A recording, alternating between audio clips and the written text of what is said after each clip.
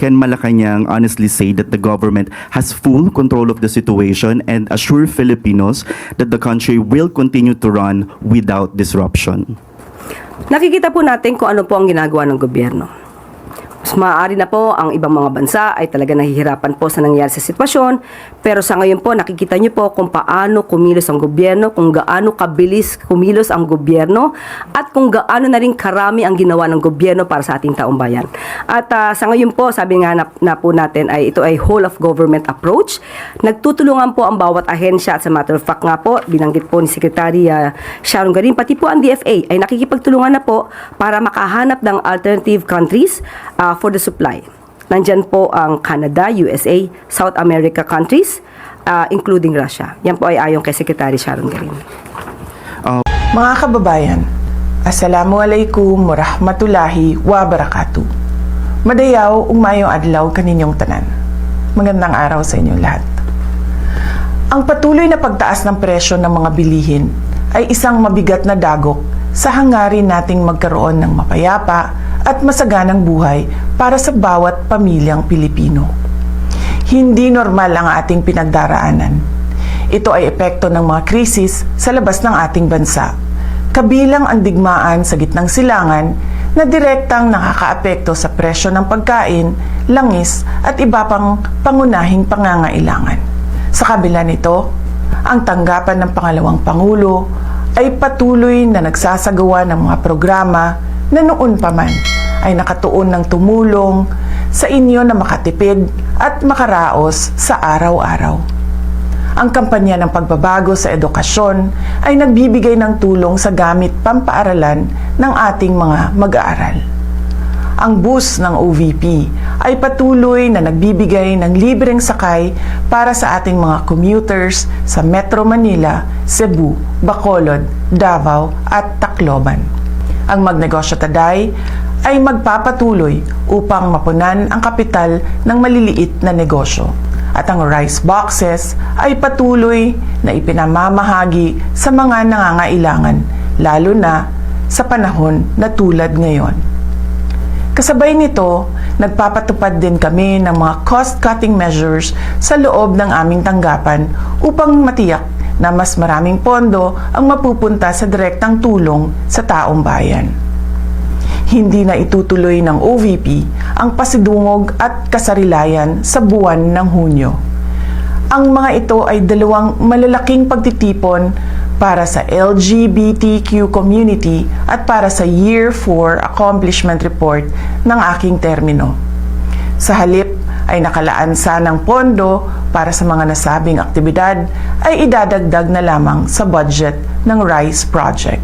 Sa mga darating na buwan, inaasahan nating lalong magiging mahirap ang sitwasyon sa pagkain dahil sa banta ng El Nino mula sa Abril hanggang Hunyo at posibilidad ng pagbaha mula Hulyo hanggang Setyembre dahil sa bagyo at pag-ulan. Sa ating pagtitipid, unahin natin ang sapat na pagkain para sa ating pamilya, pagpapagamot sa may sakit at ang edukasyon ng ating mga anak. Ang pinakamabisang panlaban sa krisis ay kahandaan. Simulan na nating planuhin ang ating mga hakbang hanggang sa katapusan ng taong 2026. Kasama na ang pagharap sa posibleng pagkawala ng trabaho, patuloy na pagtaas ng presyo ng pagkain, at risk reduction measures laban sa epekto ng matinding init at mga pagbaha sa ating kabuhayan. Maliit man ang tanggapan ng pangalawang Pangulo, makakaasa kayo na bawat isa sa amin ay patuloy na naglilingkod at naghahanap ng paraan upang makatulong sa taong bayan. Tayo ay isang bayang may matibay at malakas na pananampalataya sa Diyos. Kaya patuloy tayong manalangin ng taimtim at naway bigyan ang ating bansa ng lakas, gabay at pagkakataon tungo sa tunay na mapayapa at masaganang buhay. Syukran. It's part of the constitutional process that we have. It's the legal process. And we just abide by the rules and the law when it comes to impeachment proceedings. Susunod lang tayo sa batas. Ngayon, nung narinig ho natin ang news, dahil minomonitor naman ho natin yung impeachment proceedings, nag-votation sila para to determine whether or not they would issue a subpoena. But here in the Office of the Ombudsman, any person can request.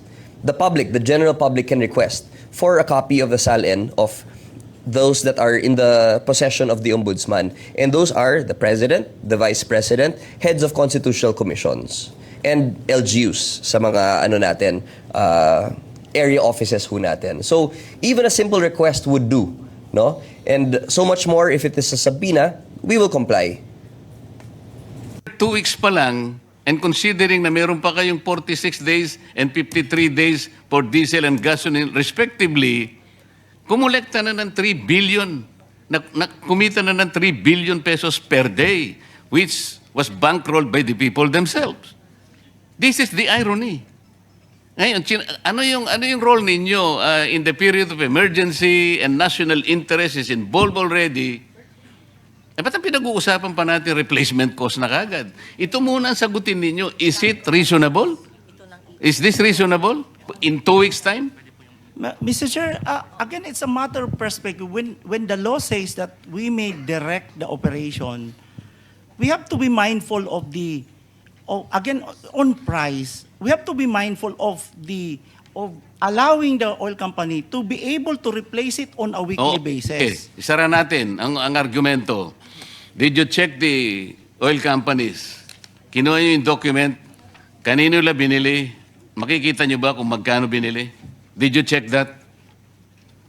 Have you done that? Not in that Paano mo sasabihin ngayon? Katungkulan nyo ngayon, if you are screening, if you are monitoring, okay, sabihin na natin replacement cost. Ali kayo mga kaibigan. Pwede nyo bandalin yung inyong mga ICPO. Tingnan natin kung saan nyo binili. Binili natin kay ganito, ito po yung presyo. Ganito. At least chinek natin.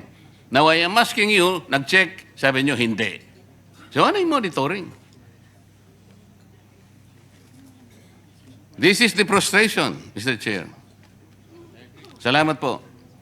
Mr. Chair? Senator, Mr. Balbuena, you want to interject? Ba't ka aalis kung frustrated ka? Wala kang sagot na nakuha. Ha? Bakit ayaw? Kanina pang ilang oras na tayo dito, wala pa rin Mr. sagot. Chair? So go ahead. Opo, malinaw dun sa na imbentaryo pa lang nila yung itinaas nila ayon dun sa pag-uusap po. Ibig sabihin, overprice yung 2 hanggang 3 linggo na ibinenta sa aming fuel. I-refund nila yung 100 to 120% na itinaas dito kung inventaryo pa yung ibinebenta. Discussion on joint oil and gas exploration with China. Yung Beijing po, naglabas sila ng statement saying they are open to pursuing joint development as long as the Philippines will show sincerity. So in this kind of negotiations, ano po ang pwede ba natin itong magawa despite the tensions in the West Philippine Sea, and how do we ensure that the Constitution will be followed po? Unang-una po, hindi po kailanman naging hindi sincere ang bansang Pilipinas. Sa lahat ng pagkakataon, sa lahat ng okasyon, ang Pilipinas ay laging sincere sa pakikipag-usap, pakikipagnegosasyon, lalong-lalo na sa pamumuno po ni Pangulong Marcos Jr. Wala po siyang secret deal. So, kung ano man po ang maaaring idulot ng anumang negosasyon at ito ay magiging maganda para sa Pilipinas, yan naman po ay hindi tututulan ng Pangulo. Ang sabi nga po ni Secretary Tess Lazaro, sa ngayon po ay wala pa pong joint exploration with China, pero hindi naman ibig sabihin na hindi magkakaroon. So, open din po ang Pilipinas. These hearings, and if so, what key issues or allegations do you want to clarify? I was already informed by a few members of the House Committee on Justice that I may be presented sa House impeachment hearings siguro may April, no? Second half of April. So pinasabihan ako. I was also asked to prepare the affidavits and annexes. So, yun po. Specifically, doon po ako ipepresenta doon sa article on ill-gotten wealth, non-declaration sa salin, at yung involvement ni Sara Duterte and the whole Duterte family sa illegal drugs. So, ang pinakang basis nito ay yung mga dokumento nakalap ko noong 2016 pa. At doon nga, nakita natin na mahigit 2 bilyong piso ang nilalaman ng mga iba't ibang bangko ni Sara Duterte jointly with her husband Mans Carpio and Digong Duterte. So, 10 taon na ito na iniiwasan nila Digong, nila Sara, kasi alam nilang totoo. Tapos, doon din sa same set of documents na to, nakita natin na merong nakukuhang pera si Sara Duterte and the other members of the Duterte family. Namely, si Digong, Pulong, Baste, yan, si Sara, Hanilet, and joint with Kitty. Nakakatanggap sila ng 40 to 50 million pesos every 6 months mula sa isang drug lord. So, ang tingin ko nito ay ito ay dividendo mula sa illegal drug trade. Specific kasi ito no? Bawat isa sa kanila ay may manager's check na nakalagay sa pangalan nila mismo galing doon sa drug lord.